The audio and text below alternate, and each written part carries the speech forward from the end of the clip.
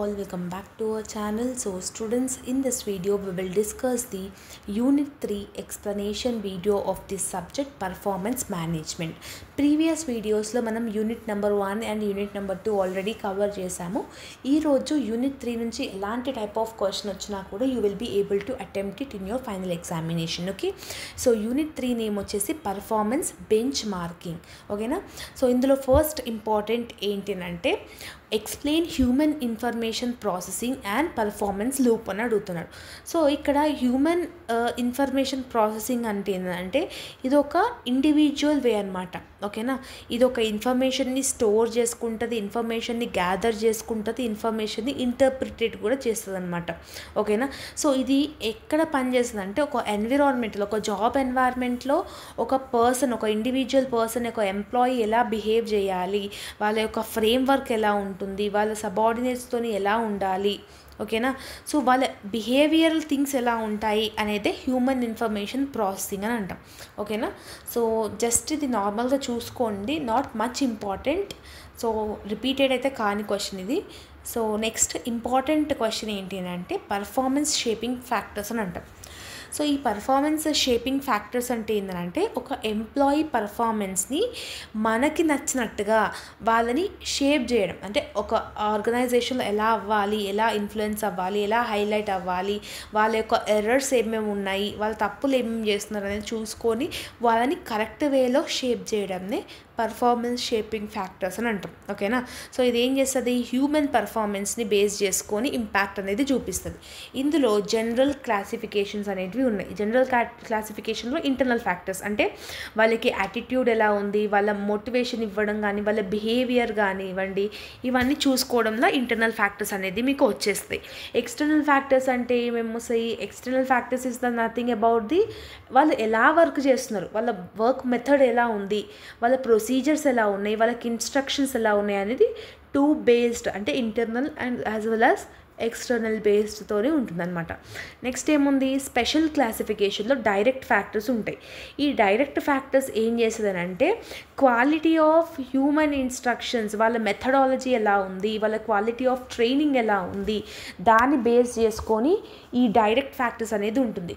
Indirect factors ఎలా work out అవుతుంది, indirect factors అనేది మెజర్ చేయలేము, అంటే లైక్ వాళ్ళ దగ్గర నుంచి మనం ఫీడ్బ్యాక్ తీసుకోవడం కానివ్వండి, లేదనంటే హ్యూమన్ రిడెండెన్సీ, అంటే హ్యూమన్ రిడెండెన్సీ అనేది మనుషులు అనేది తప్పు చేస్తారు కదా, సో దాన్ని బేస్ చేసుకొని ఈ పర్టికులర్ థింగ్స్ అనేది జరుగుతూ ఉంటాయి. సో పర్ఫార్మెన్స్ షేపింగ్ ఫ్యాక్టర్స్లో ఈ ఫ్లో చార్ట్ చూసుకోండి, ఇవన్నీ ఇంక్లూడ్ అయ్యి ఉంటాయి అన్నమాట. ఒకటి ఫీడ్బ్యాక్ తీసుకోవడం, నెక్స్ట్ క్వాలిటీని చెక్ చేయడం, సైకలాజికల్ స్ట్రెస్, ఒక మనిషి స్ట్రెస్గా ఉన్నప్పుడు వర్క్ అనేది చేయలేడు, నెక్స్ట్ ఇన్స్ట్రక్షన్స్ ఎలా ఉన్నాయి, ట్రైనింగ్ క్వాలిటీ ఎలా ఉంది, హ్యూమన్ ఎర్రర్స్ ఎలా ఉన్నాయి, and dependence of human actions ఎలా ఉన్నాయి, ఇవన్నీ బేస్ చేసుకుంటేనే ఒక పర్ఫార్మెన్స్ షేపింగ్ ఫ్యాక్టర్స్ అనేది మనం చేయడం జరుగుతుంది. ఓకేనా, సో ఇది ఒకటి ఇంపార్టెంట్ క్వశ్చన్ అనమాట. Next elaborate the Yerkes and Dodson's law అని అడుగుతున్నాడు. ఈ యాక్స్ అండ్ డాట్సన్స్ లా అనేది Robert Yerkes and John Dodson 1908లో ఈ పర్టిక్యులర్ లాని ఇంట్రడ్యూస్ అనేది చేస్తున్నారు. ఇదేంటి అని అంటే ఇది ఒక రిలేషన్షిప్స్ అనేది మెన్షన్ చేస్తారు. ఒక పర్ఫార్మెన్స్కి దాని వల్ల కాజెస్కి ఒక రిలేషన్షిప్ అనేది ఉంటుంది. ఓకేనా, సో ఒకవేళ స్ట్రెస్ లెవెల్ కానీ మోటివేషన్ కానీ ఒక ఎంప్లాయీకి తక్కువ ఉన్నప్పుడు ఆటోమేటిక్గా వాళ్ళ వర్క్ ఫ్లో కూడా తక్కువనే ఉంటుంది. ఇప్పుడు మీకు ఒక పని చెప్పి ఒకటే రోజులు ఇదంతా చెయ్యండి అని అంటే మీకు స్ట్రెస్ ఎక్కువైపోతుంది. ఎక్కువ స్ట్రెస్ అయినప్పుడు నువ్వు వర్క్ చేస్తావా, చేయలేము. మోటివేషన్ లేనప్పుడు వర్క్ చేస్తామా, చేయలేము కదా. సో అట్లనే దానికి ఒక రిలేషన్షిప్ ఉంటుంది అని చెప్పి ఈ ఎర్క్స్ అండ్ డాట్సన్స్ 1908లో ఒక లా అనేది మెన్షన్ చేసి పెట్టినారనమాట. సో మనకి ఇక్కడ గ్రాఫ్ ఏదైతే ఉందో it will be increasing and decreasing, like high level medium అనేది ఉంటుంది, హై లో మీడియం అనేది ఉంటుంది.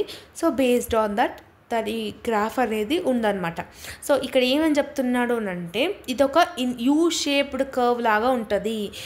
ఇదేం చేస్తుంది, ఒక ఆప్టిమమ్ లెవెల్ లాగా రీచ్ అయినాక మనం ఇంతవరకు కష్టపడి పని చేస్తాం, తర్వాత చాలా స్ట్రెస్ అయిపోయి ఏం చేస్తాం, ఆటోమేటిక్గా మనం ఇప్పుడు ఒక 7 to 8 hours అవుతాం. ఇంకా చదవమంటే మన వల్ల అవుతుందా? కాదు, ఆటోమేటికల్లీ వీళ్ళు డ్రాప్ డౌన్ కదా. సేమ్ అట్లనే ఒక ఎంప్లాయీకి వర్క్ లోడ్ ఎక్కువ అయినప్పుడు కానివ్వండి, మోటివేషన్ తక్కువ అయినప్పుడు కానివ్వండి, లేదంటే లైక్ ఎంప్లాయీ టాస్క్ చేయే విధంగా what are the various strategies ఉన్నప్పుడు కూడా ఈ ఎర్క్స్ అండ్ డాట్లర్స్ అని ఏమవుతుందంటే రిలేషన్షిప్ అనేది మెయింటైన్ చేసుకుంటూ ఉంటుంది. దాని గురించి మీరు రాస్తే సరిపోతుంది. సో 2 మార్క్స్కి అడిగినా లాంగ్కి అడిగినా కూడా మీరు ఆ పాయింట్ని బేస్ చేసుకొని వాళ్ళిద్దరు అనేది మెన్షన్ చేసినారని చెప్పి రాయండి. నెక్స్ట్ ఇంపార్టెంట్ ఏంటంటే బెంచ్ మార్కింగ్ గురించి అయితే 2 మార్క్స్లో కూడా అడిగే ఛాన్స్ ఉంది. ఈ బెంచ్ మార్కింగ్ అనేది ఇది ఒక టైప్ ఆఫ్ ఐడెంటిఫైయింగ్, ఓకేనా.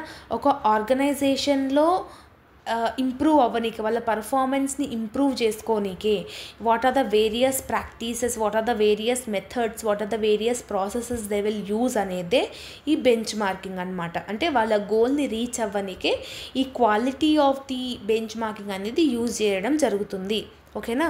సో ఇందులో స్టెప్స్ ఏమేమి ఇన్వాల్వ్ అయ్యి ఉన్నాయనంటే, ఫస్ట్ వన్, నువ్వు డిటర్మైన్ చేసుకోవాలి అసలు ఏమి నువ్వు డెవలప్ చేయాలి నీ ఆర్గనైజేషన్లో మేనేజ్మెంట్ మంచిగా లేకపోతే that is your determining. Next వాళ్ళు అనాలిసిస్ చేయాలి వాట్ టు మెజర్ అనేది, ఓకేనా. Identifying who to bench mark, అసలు ఎవరి వల్ల లూప్ హోల్ అనేది జరుగుతుంది అనేది కూడా చూసుకోవాలి. తర్వాత డేటా అనేది కలెక్ట్ చేసుకోవాలి, అంటే ఎందుకు అలా జరుగుతుంది అనేది. నెక్స్ట్ డేటాని డిటర్మైన్ చేయాలి, నువ్వు తెచ్చుకున్న డేటాని అనాలిసిస్ చేయాలన్నమాట. తర్వాత ఆ డేటాతోని నువ్వు ఒక గోల్ సెట్టింగ్ చేసుకోవాలి, అంటే ఈ మంత్లో ఇంత టార్గెట్ పెట్టుకోవాలన్నట్టు పెట్టుకోవాలి. పెట్టుకున్నాక దాన్ని నువ్వు మానిటర్ ఆర్ కంట్రోలింగ్ అనేది చేయాలి. After implementing it you need to observe and you need to control the process అనమాట. So that is the process of benchmarking. So benchmarking అనేది కంపల్సరీగా మనం లాంగ్లో ఎక్స్పెక్ట్ చేయొచ్చు ఆ టాపిక్ గురించి. సో బెంచ్ మార్కింగ్ గురించి అయితే బాగా పర్ఫెక్ట్గా నేర్చుకోండి, ఓకేనా. సో బెంచ్ మార్కింగ్ డయాగ్నోసిస్ అంటే ఏంటి అని అడుగుతున్నారు. అంటే ప్రాసెస్ ఎలా ఉంటుంది అని అంటే, first one, preparation for information exchange అని అంటున్నాం. అంటే ఇక్కడ ఇన్ఫర్మేషన్ ఓన్ కంపెనీలో ఉన్న గ్యాదర్ చేసిన ఇన్ఫర్మేషన్ ఏదైతే ఉందో దాని యొక్క ప్రాక్టీసెస్, దాని యొక్క ప్రొసీజర్స్, ఇవన్నీ ఇన్ఫర్మేషన్ అది మనం గ్యాదర్ చేసుకొని పెట్టుకోవాలి. సెకండ్ వన్ ఏంది, కాన్ఫిడెన్షియాలిటీ, అంటే ఎవరికి ఆ పర్టికులర్ థింగ్స్ అనేది మనం మెన్షన్ చేయొద్దు, ఓకేనా. So that it will like data అనేది ఈజీగా అందరికి తెలిసిపోతుంది కదా.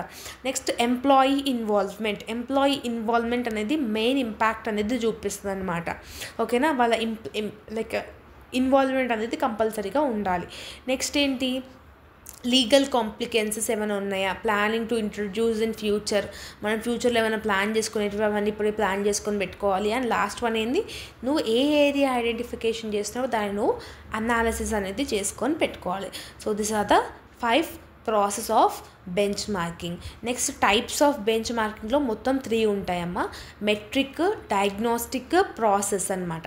సో మెట్రిక్ అనేది simple form of benchmarking అనమాట. ఇదేం చేస్తుంది, నీ యొక్క పర్ఫార్మెన్స్ని వేరే యొక్క ఆర్గనైజేషన్తో కంపేర్ చేసుకుంటుంది.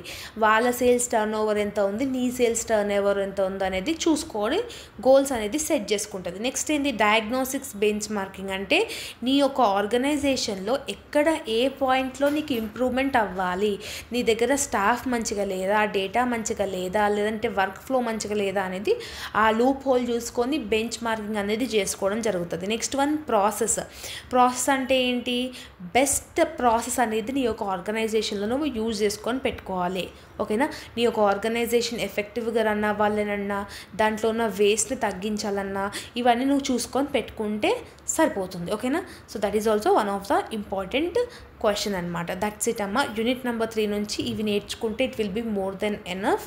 అండ్ రిమైనింగ్ ఎలాంటి టైప్ ఆఫ్ క్వశ్చన్స్ వచ్చినా కూడా you will able to attempt it అనమాట. సో మోస్ట్లీ మీరు బెంచ్ మార్కింగ్ ఒకటి పర్ఫెక్ట్గా చూసుకోండి, ఓకేనా. So I hope that you have got clarity. If you're having any further doubts, let me know in the comment section. All the very best. See you all in next video. Bye bye everyone.